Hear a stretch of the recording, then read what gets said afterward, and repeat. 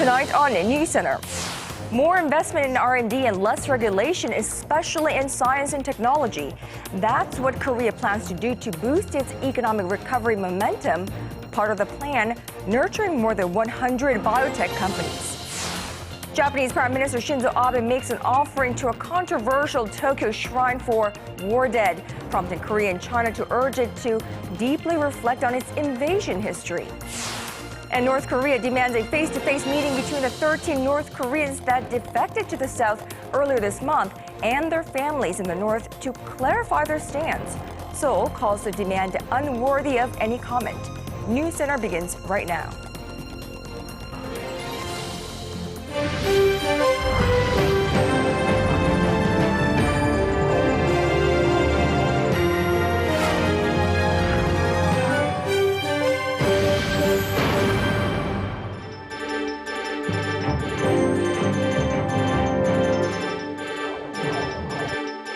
It is 9 a.m. in Washington, 2 p.m. in London, and 10 on a Thursday night here in Seoul. Hello and welcome to our viewers all across the globe. You're watching Arirang News Center. April 21st is National Science Day here in Korea, and marking the day, President Park Geun-hye shed light on the country's achievements in science and technology. Now, she said more investment and innovation in R&D and fewer regulations are key for Asia's fourth largest economy to make the next step forward. Arirang's top office correspondent Song Ji-sun has more on the country's plan to merge creative economy and cutting-edge science, information, and biotechnology.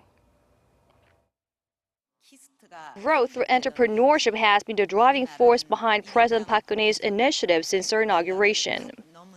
Characterizing her creative economy drive as the only growth engine for the future, President Park renewed her vow to support new sectors with growth potential. 이를 위해 정부는 신기술, 신산업 창출과 성장을 가로막는 규제와 관행을 과감하게 철폐하고 개선해 나갈 것입니다. 여러분, 창조 경제가 성공하고 신기술, 신산업을 창출하기 위해서는 국가 R&D 시스템의 혁신이 있어야 합니다.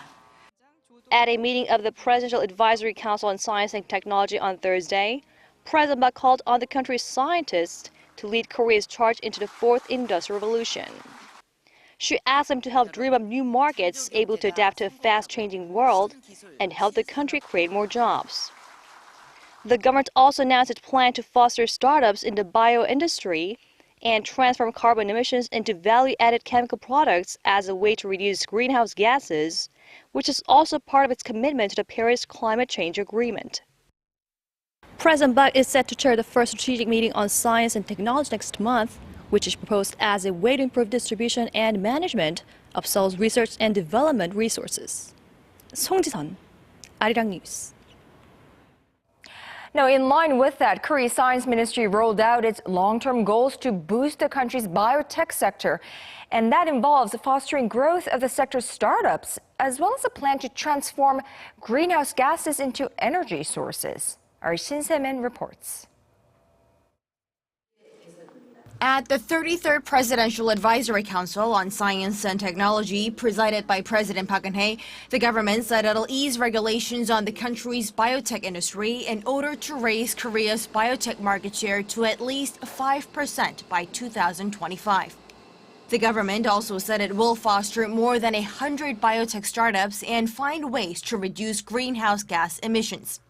Korea's Science and ICT Ministry said it'll put its regulatory system on par with other developed nations and help launch global biotech firms in the country. Moreover, the government said it would boost efforts to drop greenhouse gas emissions by 25 million tons by 2030. To do this, the government is seeking ways to transform greenhouse gases such as carbon dioxide and methane into new sources of energy. This could represent economic benefits worth some 16 trillion Korean won or 14 billion US dollars.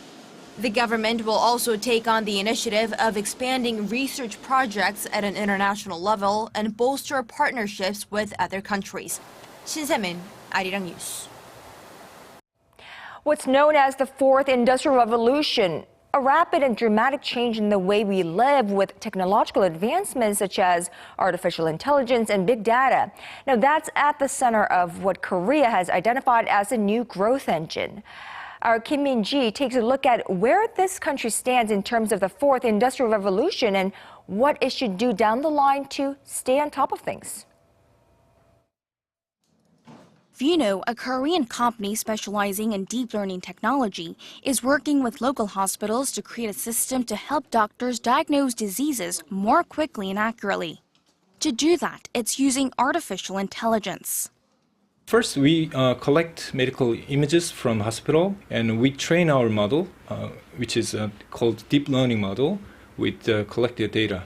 And then, after training our model, when we feed new patients' medical image into the model, it automatically classify and segment the medical image into according to the disease. This is just one of the ways AI can be incorporated into business models. In fact, AI is just one of the key technologies expected to lead the so-called fourth industrial revolution, along with robotics, the Internet of Things, and driverless cars. Simply put, it's bringing cutting-edge technologies into our daily lives, making everything faster and more convenient. But how ready is Korea to adapt? Swiss bank UBS says Korea ranks 25th among 139 countries for adaptability, based on various categories including labor market flexibility, infrastructure, and technological ability. In Korea, there are strict regulations regarding data mining and storage. There are also restrictions regarding where the collected data can be stored. Korea also falls short of global competitors when it comes to R&D of intelligence information technology. Google has invested some $30 billion into the field since the early 2000s, while Toyota has also invested roughly $1 billion. Globally, the development of AI is being led by corporations. As seen with Google's AlphaGo and IBM's Watson, it's all linked to how well it can be marketed.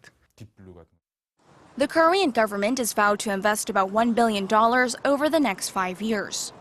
In line with these efforts, hundreds of corporate executives gathered in Seoul on Thursday to share business strategies that firms should pursue in a digital generation. Korea has been known for being a fast follower, but now the consensus is that that strategy won't work much longer, and its ability to break out of the mold will depend on how well it can mine and interpret vast amounts of data. Kim Min-ji, Arirang News. So the key here really breaking out of the mold. But before we move any further, experts say what's critical is creating a legal framework before AI takes over some of our daily tasks. Now, that could be one way to help the country become a leading competitor in the global AI industry. Our Kim Ji-yeon reports. Artificial intelligence is considered as one of the most significant advancements as of recent, showing its potential in numerous fields, including medicine and transportation. But at the same time, there is still uncharted territory that raises many concerns, especially in the legal sense. For instance, if a self-driving car causes a traffic accident, or if a super-intelligent machine gives a wrong medical diagnosis, who should be held responsible? Doctors and hospitals are responsible for legal disputes that arise when patients are not satisfied with their medical treatment or a false prognosis is made by a super-intelligent machine that assists them. But the issue of who's primarily in charge becomes more complicated when involving self-driving cars. A new report by the Korea Automotive Future Research Institute underscores the need to develop a legal mechanism around AI and self-driving cars before they go fully mainstream. The report says the responsible party may be determined case by case, depending on how big a role the driver played during the accident and whether the vehicle's self-driving function was properly activated. But in order to determine that, the report highlights the need to come up with a technological and legal mechanism that can track these instances. During the process, the definition and levels of autonomous cars and human drivers may vary, but this is an important step that needs to be addressed in a legal setting. On top of that, there needs to be insurance and license policies specifically designed for users of self-driving cars. Kim Ji-yeon, Arirang News.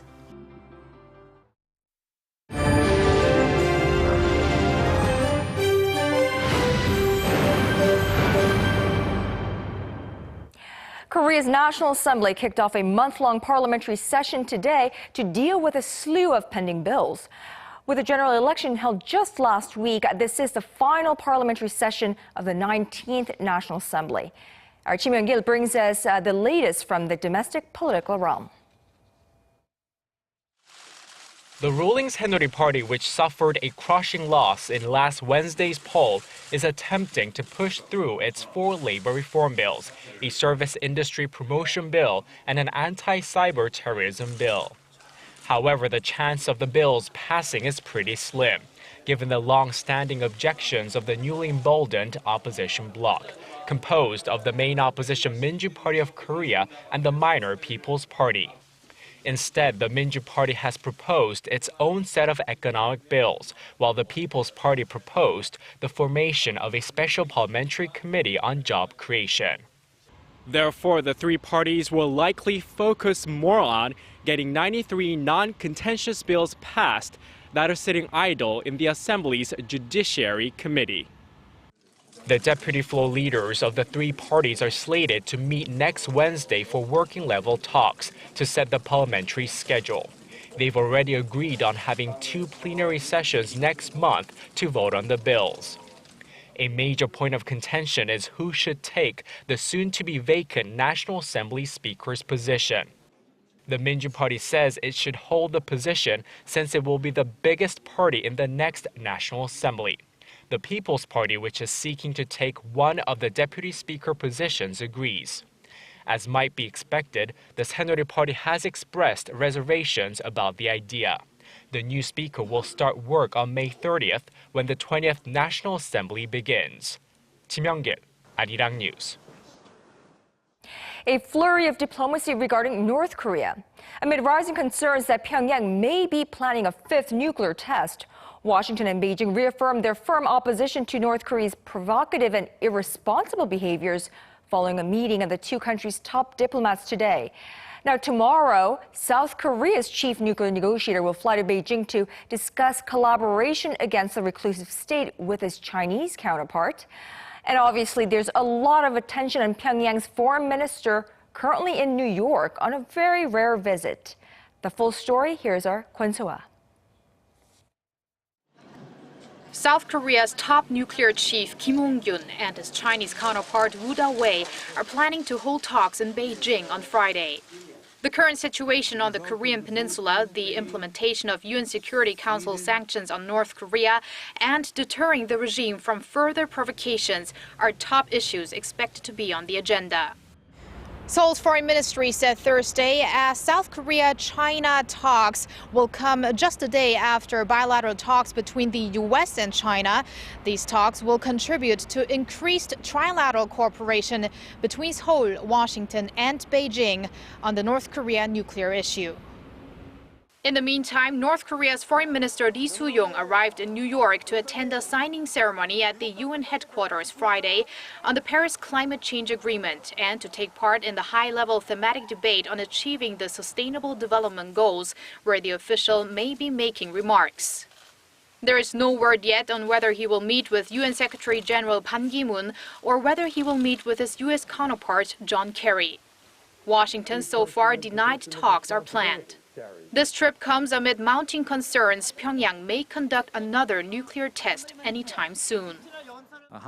South Korea and the US are closely observing the possibility of any additional provocations from North Korea, and we are continuously sending out strong messages on the matter. According to 38 North, a website specializing in North Korean matters, satellite imagery from April 19th shows vehicles and equipment moving around the entrances and main support area of Pyongyang's nuclear test site, which may indicate possible preparations for a 5th nuclear test. Kwon So-ah, Arirang News.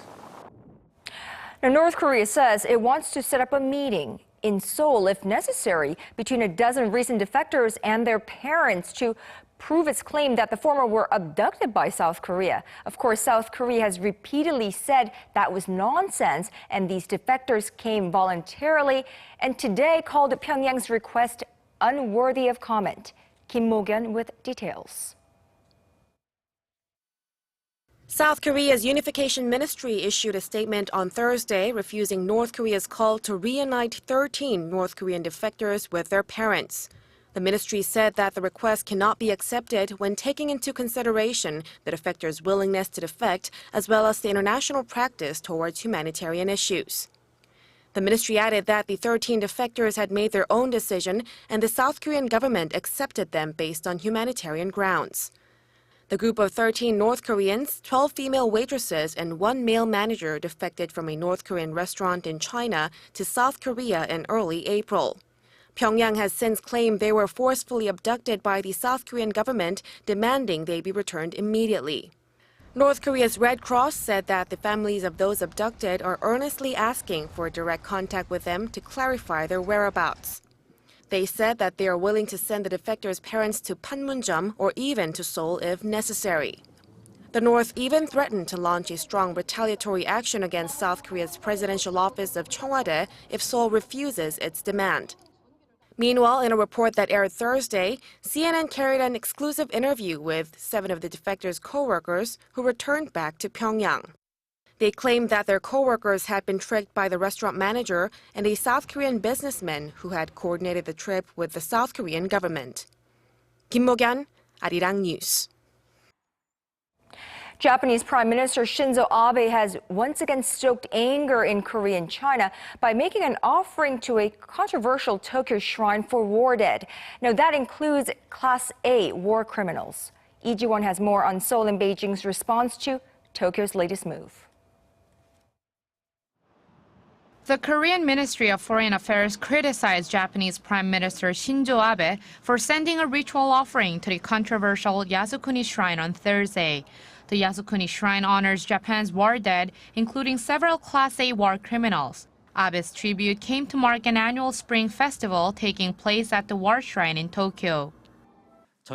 Our government cannot help but express concern that Prime Minister Abe has once again honored colonization and invasion by paying tribute to war criminals.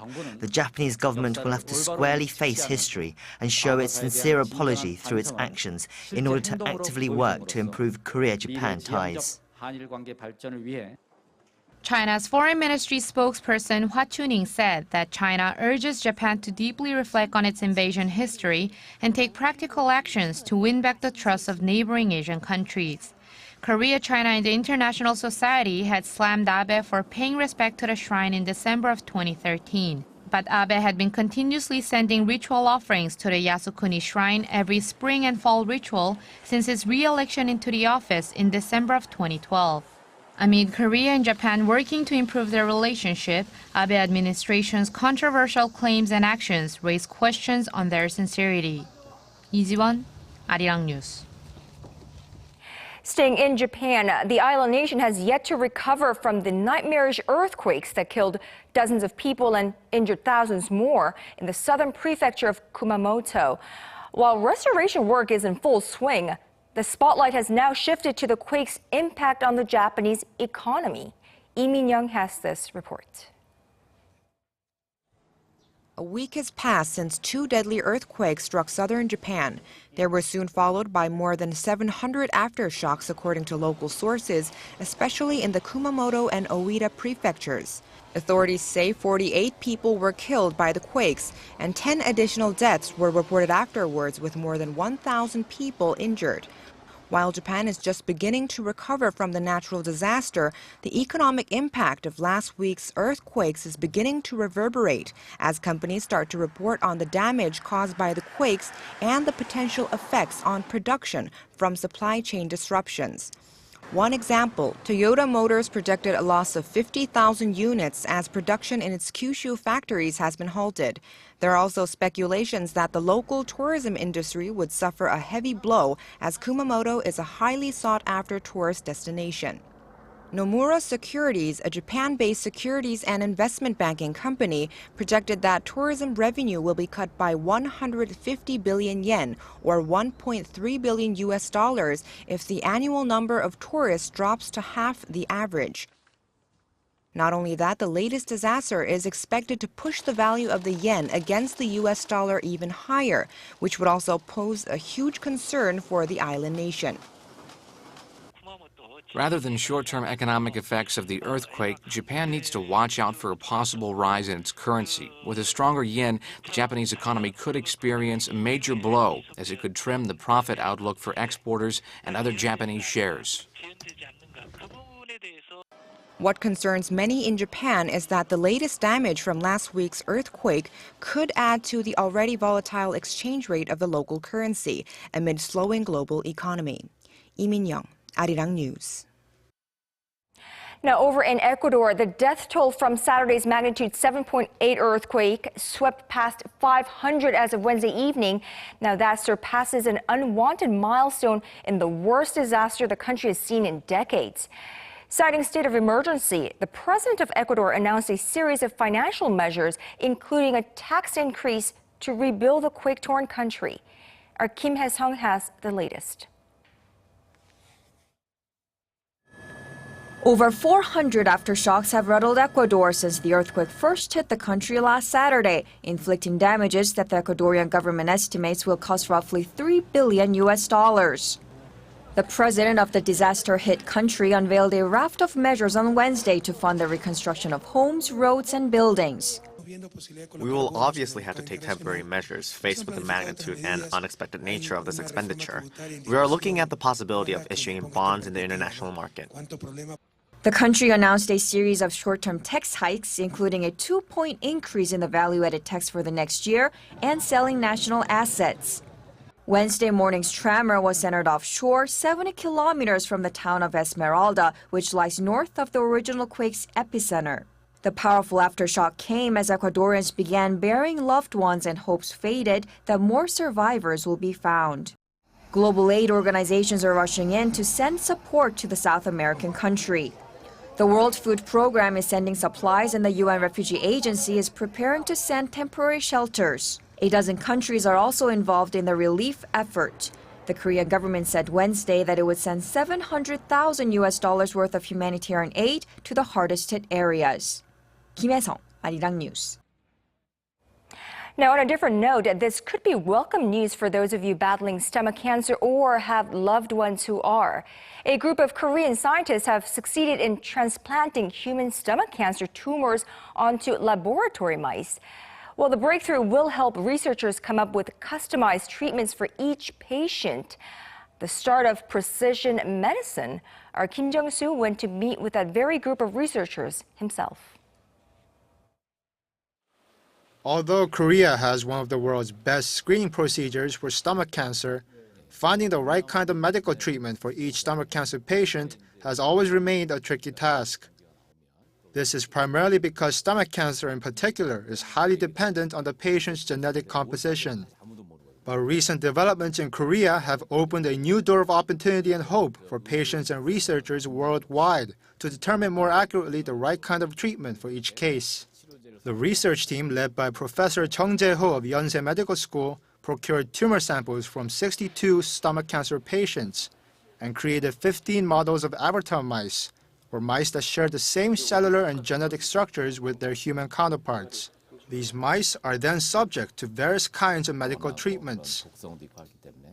Imagine that you're shopping for clothes, only this time you're wearing the wrong shirt, and which can cause serious harm to you. So the avatar mice wears the same shirt before you do, so we can determine if the shirt is actually suited for you.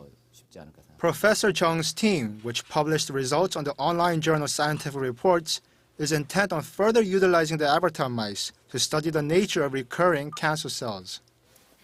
According to the health ministry, over 200,000 people in Korea die of cancer every year, and stomach cancer alone is responsible for over 30,000 deaths. With the latest breakthrough, Korea is hoping to see those numbers come down soon. Kim Jung-soo, Arirang News. Well, for more than half a century, China has used its pandas, yes, one of the most endangered bear species in the world, to help foster a relationship with other countries. Well, that symbol of friendship made a debut to the Korean public today. Our Hwang Ho-jun brings us to meet Le Bao and I Bao. Joyous and lovely treasures. That's what Le Bao and I Bao's names mean in Chinese. And the fuzzy couple is now the crown jewel of Everland, Korea's largest amusement park located about 50 kilometers south of Seoul. What do you think of the pandas? They're so fuzzy and so cute. It's amazing how much they sleep. All they do is eat and sleep, and I'm kind of jealous of that. But then again, they're pandas. Visitors, including government officials from both Korea and China, came to celebrate the panda's new home, named appropriately Panda World. The Chinese ambassador to Korea said that he hopes the panda couple helps promote a more special friendship between Korea and China. I hope that Aibao and Lebao would prosper living in their new home and that they will bring happiness and good luck to Koreans. Hailing from the Chinese southwestern province of Sichuan, Lebao and Aibao moved to Korea after the two countries agreed to conduct a joint research on the endangered species during Chinese President Xi Jinping's visit to Korea in 2014. The so-called panda diplomacy, the act of sending panda bears to foreign countries, has been a diplomatic tradition of China since the Tang Dynasty in the early 7th century, serving as a symbol of friendship and cultivation of strong bilateral relationships. Everland dubbed Lebao and Aibao as honorary staff members, as the theme park expects the pandas to boost the number of visitors. Hwang Ho-jun, Arirang News.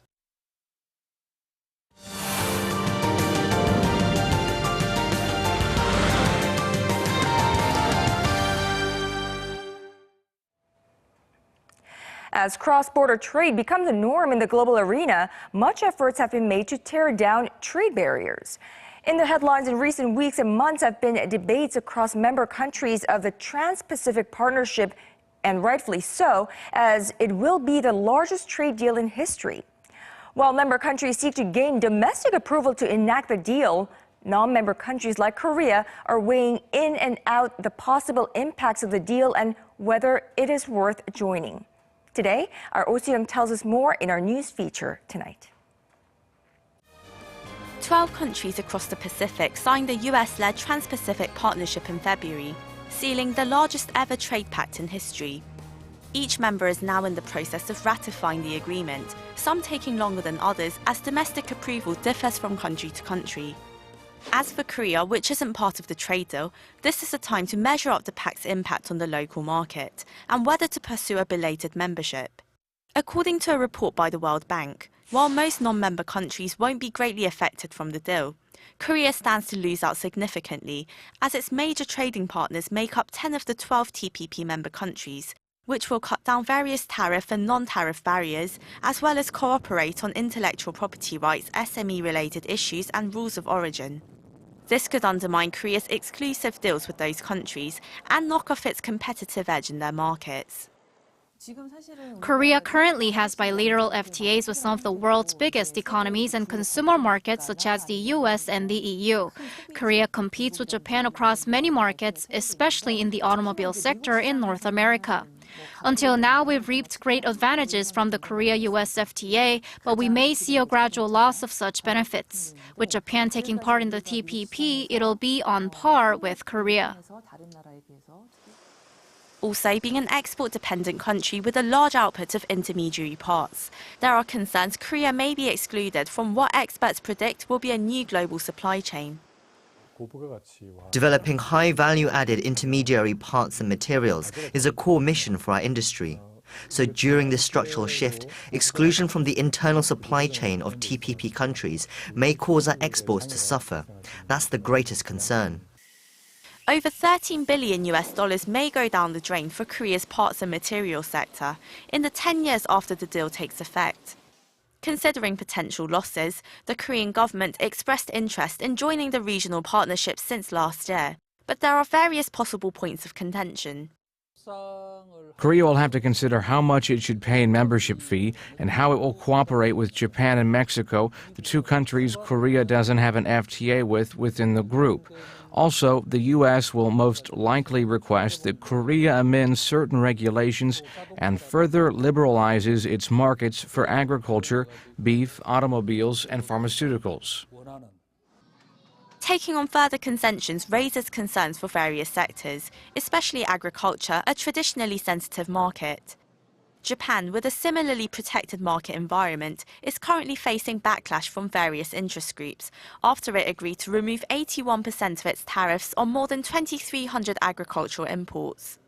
Korea may be cornered into making similar agreements without much room for negotiation. As Korea's membership comes belatedly, it would be in a position where it will have to accept already established terms, so its bargaining power would be relatively weaker. Should the country decide to join, experts say it's a question of when and how we do it. The TPP needs to expand its membership to reap the full economic benefits that were initially envisioned. But the negotiations won't be favorable for Korea if it stands alone. It can form a bargaining group with other Asian countries. Experts predict the deal will go into effect in 2018. This leaves time for Korea to weigh the pros and cons of joining the bloc and analyse various ways to reduce the costs of a belated admission. Oh Soo-young, Arirang News.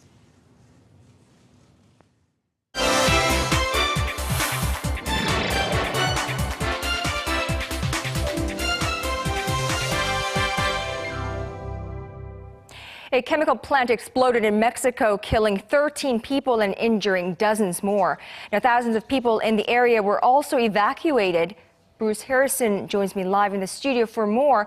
Bruce, bring us up to speed on the latest. Sure, Kanyang. This was a massive explosion. The governor in the state of Veracruz, which is where the facility is located along the Gulf Coast, Javier Duarte, he said that people could feel it up to 6 miles away. Now the fires, we've learned, are under control, and Duarte said 105 people were taken to hospitals in the area. The explosion happened at a petrochemical plant owned by Mexico's national oil company Pemex. All the lights started to go off, and then suddenly there was a boom. We were in front of the explosion, and we all left in a panic. The blast sent dark clouds of toxic smoke into the air, and Pemex warned residents to stay away from the site. The Wall Street Journal's reported Governor Duarte says the situation at the plant is no longer a threat to the population. Anti-slavery fighter Harriet Tubman will become the first African-American on the face of U.S. paper currency. Tubman will replace former President Andrew Jackson on the U.S. $20 bill and also become the first woman to appear on U.S. currency in 100 years. Many say it's about time. Others, a break from tradition.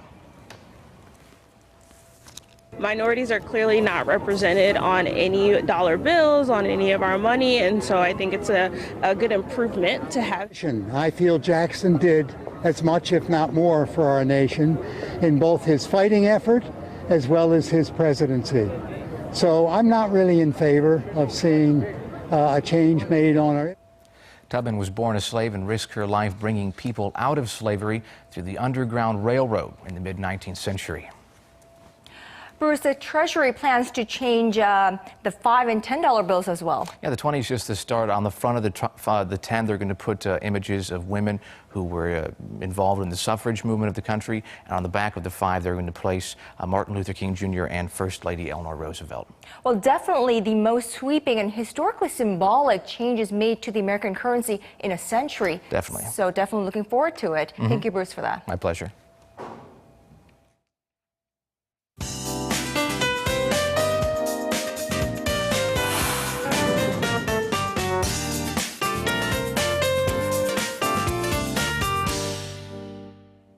Time now for a weather update. Let's go straight over to our weather center with our Lee Ji-hyun.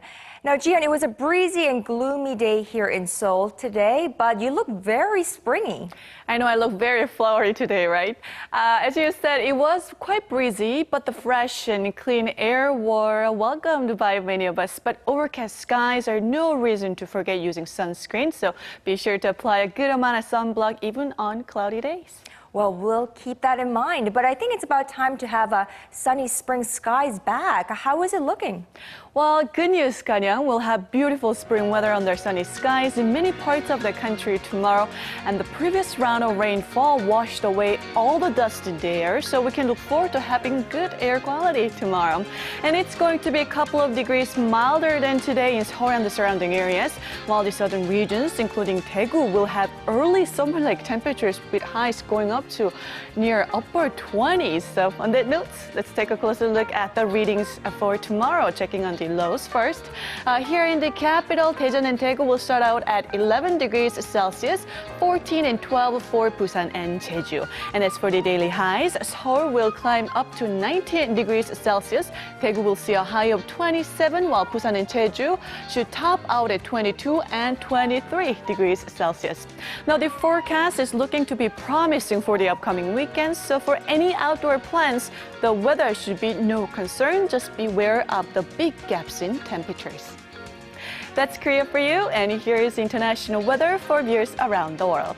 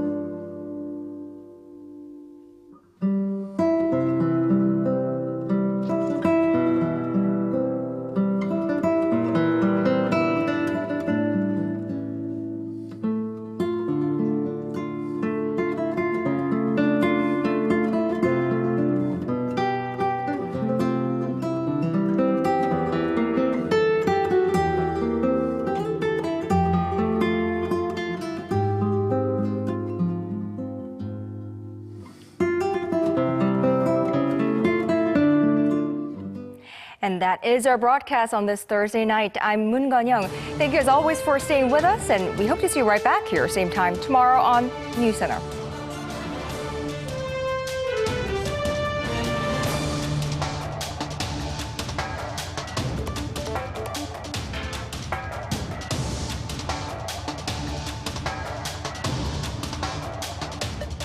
Thank you.